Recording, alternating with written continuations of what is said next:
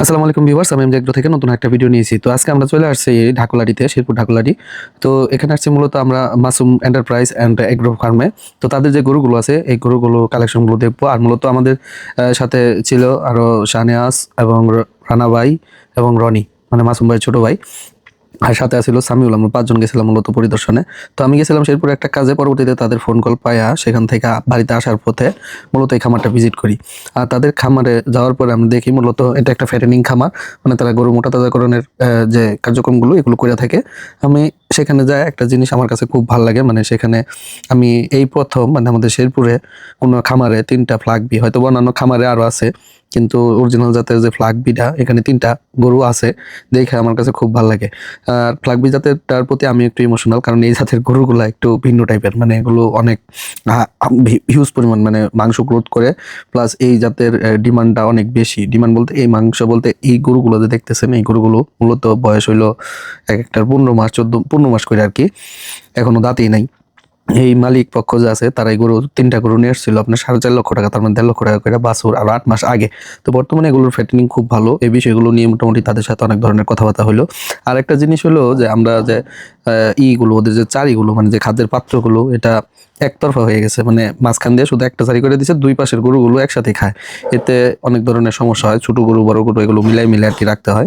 এই সমস্যাগুলোর কারণে অনেক সময় খাদ্যর কোনোটার বেশি হয় কোনোটার কম হয়। এই জিনিসগুলো আমরা পর্যবেক্ষণ করার পরে যে খামারি যে রনি ছিল মানে আমাদের সাথে, তার এই বিষয়গুলো বললাম এবং কোন গরুটার দাম কিরকম, কয় মাস করে রাখছে, এই বিষয়গুলো সম্পর্কে আলোচনা করলাম।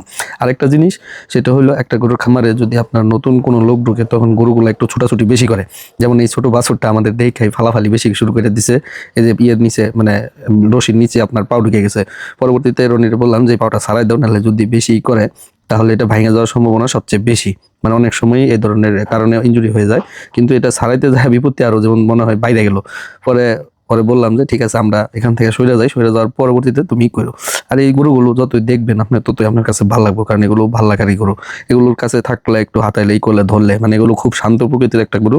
এগুলো কখনো কাউরে আঘাত করে না, মানে সব গরু না, কিছু কিছু গরু আছে বলতে ফ্ল্যাগবি জাতের গরুগুলা বিশেষ করে খুবই শান্ত, ফ্রিজিয়ান জাতের থাকতে আর কি অনেক শান্ত। তো আমরা মোটামুটি যাওয়ার পরে দেখলাম একটু মশা মাছির উপদ্রব আছে, এই বিষয়গুলো জানাইলাম, যেহেতু চারপাশে খোলা। তো মাছির জন্য যে বিভিন্ন ধরনের স্প্রেগুলো আছে এই স্প্রেগুলো সে দেখাইলো, আমি দেখলাম। আবার সাথে 2টা মহিষও রাখছে, কিন্তু মহিষ 2টা আড়াআড়ি ভাবে রাখছে গরুর সাথে। এখানে মানে মহিষগুলোর পানির ব্যবস্থা নাই, সেই বিষয়ে আলাপ করলো, কারণ মহিষগুলোর তো একটু পানিতে চুবাইতে পারলে ডুবাইতে পারলে একটু ভালো হতো।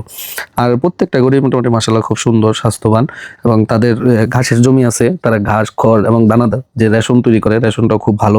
বিভিন্ন ধরনের সিল্কি গুঁড়া, রাইস পলিশ, তারপরে ভুট্টা, আদার্স যে জিনিসগুলো লাগে, প্লাস মেডিসিনগুলো যেমন মেথেনিন আছে, টক্সিন বাইন্ডার, যেসব মেডিসিনগুলো আর কি রেগুলার ইউজ করা হয় রেশনে, এগুলো কিভাবে কি করা যায়, সাথে কি অ্যাড করা লাগে। শীতের মধ্যে আপনার এই খোলের যে বিষয়টা আছে, যে গরুকে সরিষার খোলটা যদি দেন শরীর স্বাস্থ্য ভালো থাকবো, এই যে বিষয়গুলো এগুলো নিয়ে মোটামুটি আলোচনা করলাম।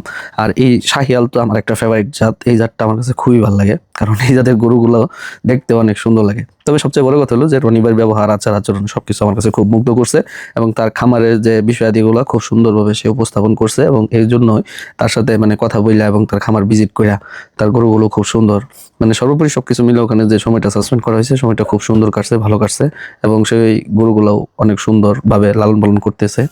ইভেন তাদের যে পূর্ব পরিকল্পনা এই সম্পর্কে বললো, এবং কিছু জাত আছে যেমন হলস্টাইন ফ্রিজিয়ান ছিল, ফ্ল্যাগ বিয়া ছিল, শাহিয়াল আছে, আবার যে ফ্রিজিয়ানের ভিতরে যে কালো জাতটা যেটা ব্ল্যাক অ্যাভেঞ্জার্স, এটাও দেখলাম, এটার এক জাত, ওই জাতের একটা কালো গরু আছে। তো সর্বোপরি মিলে এগুলা মানে গরুগুলা, এই গরুটা একটু দুষ্ট প্রকৃতির এবং একটু রাগ বেশি, যে কারণে এর সামনে রাখছে আর কি, সাইড দিয়ে অনেকটা ফাঁকা জায়গা রাখছে যেন কোনো ধরনের না করে। তো এই হলো খামার পরিদর্শনের অবস্থা। তো সবাই ভালো থাকবেন, সুস্থ থাকবেন, দেখাবো না কোনো ভিডিওতে। আসসালামু আলাইকুম।